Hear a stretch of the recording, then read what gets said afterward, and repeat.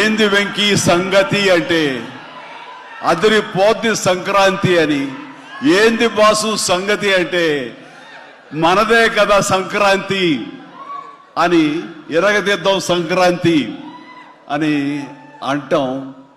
ఇక్కడ ఈ సందర్భంగా ప్రత్యేకించి మనదే కదా సంక్రాంతి, ఎరగదిద్దాం సంక్రాంతి అనేది కేవలం మన శంకర వరప్రసాద్ గారిదే కాదు. ఈ సంక్రాంతి మొత్తం మన తెలుగు పరిశ్రమ అవ్వాలని మనస్ఫూర్తిగా కోరుకుంటున్నాను.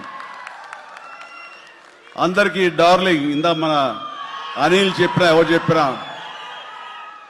ప్రభాస్ రాజా సాబ్ కానీ,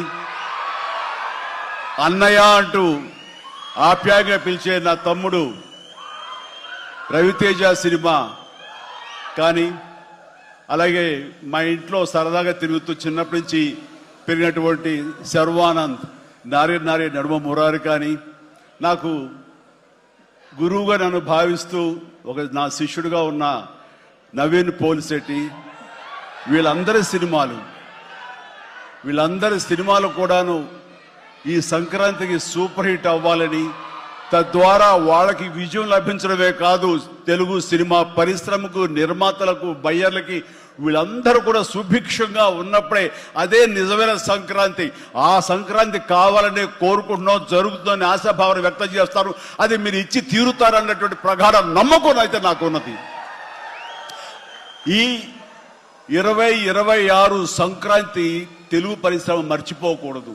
అలాంటి సంక్రాంతి మీరు మాకు ఇవ్వాలి. ఎందుకంటే ఇక్కడ ప్రతి cinema comedy genre, family genre తోటి, ఎంటర్టైన్మెంట్ జోనర్ తోటి పర్ఫెక్ట్ సంక్రాంతికి వచ్చే సినిమాలు ఇవన్నీ, సంక్రాంతి నచ్చే సినిమాలు ఇవన్నీ.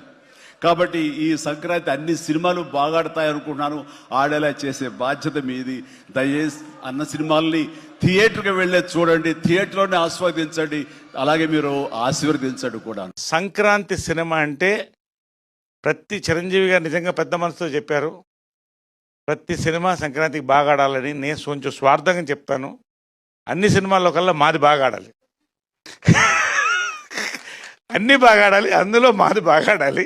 ఎవరికైనా ముందు స్వార్థం ముఖ్యం కొంచెం. కాబట్టి నిజంగా అండి, రియలీ ఈ సంక్రాంతి అన్ని సినిమాలు బాగా ఆడాలి. మాకు అది ఆడుతుందని నమ్మకం. మరొక్కసారి ఈ యొక్క ప్రొడక్షన్ హౌస్ నుంచి ఒక హిట్ మనం చూస్తాం.